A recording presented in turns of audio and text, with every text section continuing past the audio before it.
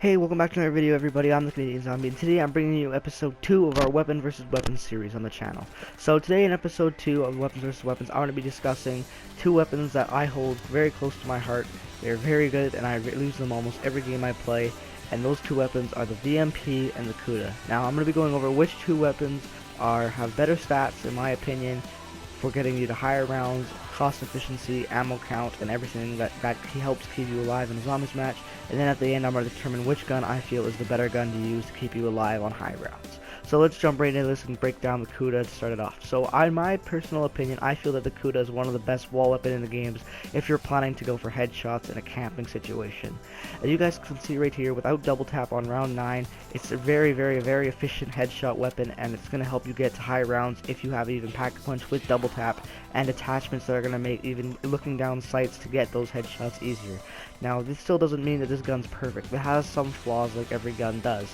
As most wall weapons in Black Ops 3, the ammo count is not really there, unfortunately. So that's going to hurt you overall. It's the ammo, but luckily, since it's a wall weapon, ammo doesn't get that expensive for it, and it is probably quite easy to access the gun on almost all maps in Black Ops 3. As you guys can see, it's very close to the starting room on the Giant. It's very close to the starting room, and it's always either down. I don't remember exactly where it is, but it's easy to access on Shadows.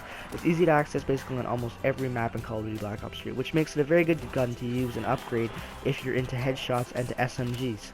This gun's light, so you can run pretty fast with it, which is always good. It reloads quite quickly, especially with fast mags on, and if you have speed cola. But this gun's reloads extremely quickly.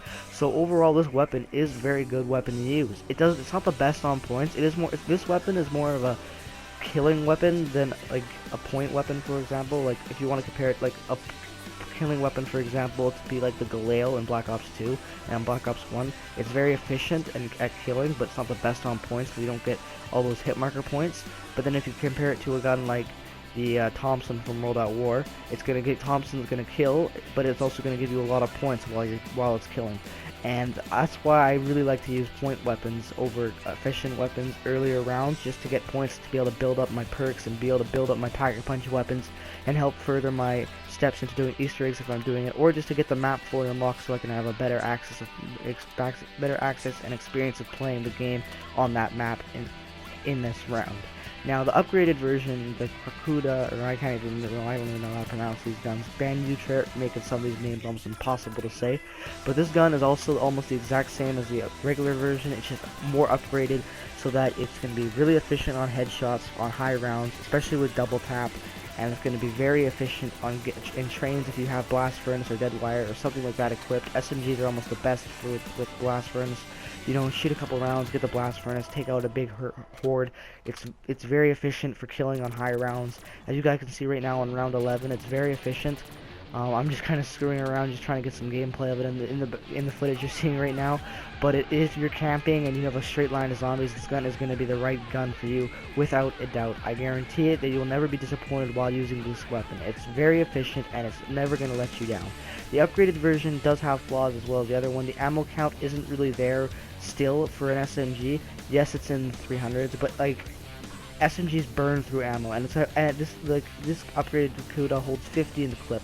And it burns through that fast, especially if you're like look right there. I just killed one zombie, but the fire rate on this gun is pretty insane, and it took 5 shots right there. Not even to kill him, but just it went over that much. So this gun is not very efficient on ammo, which is going to cost you, unfortunately, into later rounds. But if you're efficient on ammo, then you're good at headshots, and you are a headshot type of player in zombies, then this gun is going to help keep you alive.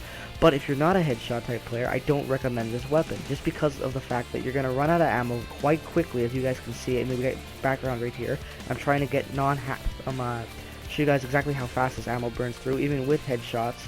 If you have a giant horde or you're just spraying, you're going to burn through ammo way too quickly to be able to preserve your status and your survival into high rounds, which is not what you want in the Call of Duty Zombies match. You want to go to those high rounds, you want to be able to complete the Easter eggs. So why would you have a gun like this over, for example, the gun like a KN or a VMP, or a gun that holds a lot more ammo, that's more efficient, or any gun like that's more efficient with ammo? That's what I think these weapons are most important for. If one's got better ammo count, then it's going to be a better weapon.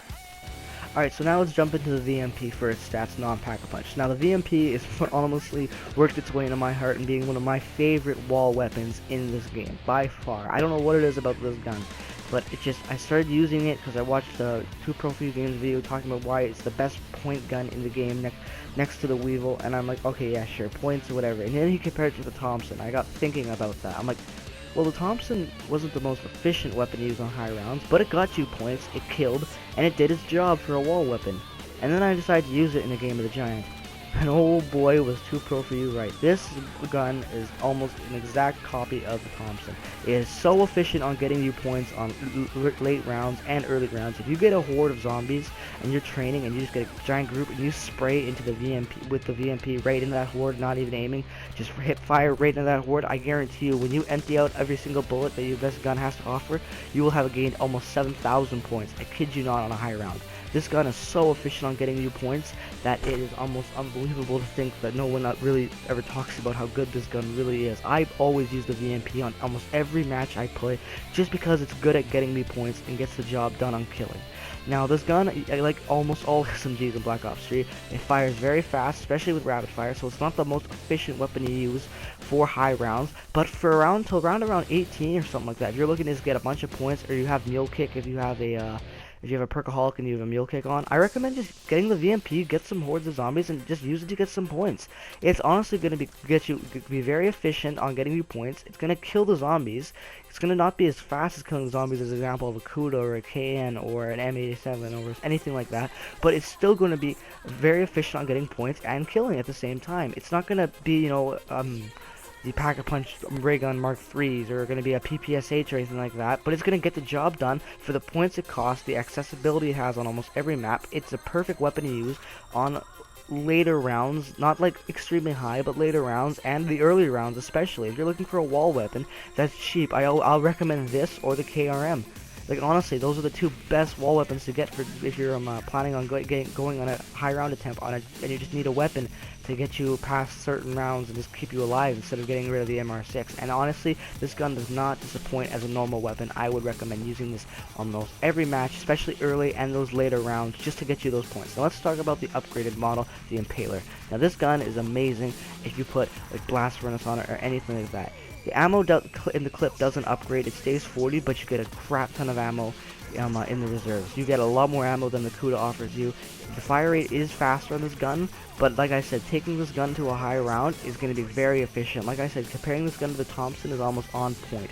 If you like the Thompson Pack-a-Punch and you use the Thompson, you're going to like using this gun. I guarantee it. I have nothing bad to say about this gun other than the fire rate. The fire rate is just something that almost all guns can have as an issue because you burn through ammo, and burning through ammo is something I hate because I hate having to run out of ammo and keep switching around. Running out of ammo is what's going to kill you more than anything in this if you have good guns. Burning through ammo is almost a horrible thing, and that's why going for headshots and going for efficiency and using your bullets is the most important thing to do in Call of Duty Black Ops 3 and almost in any zombies game.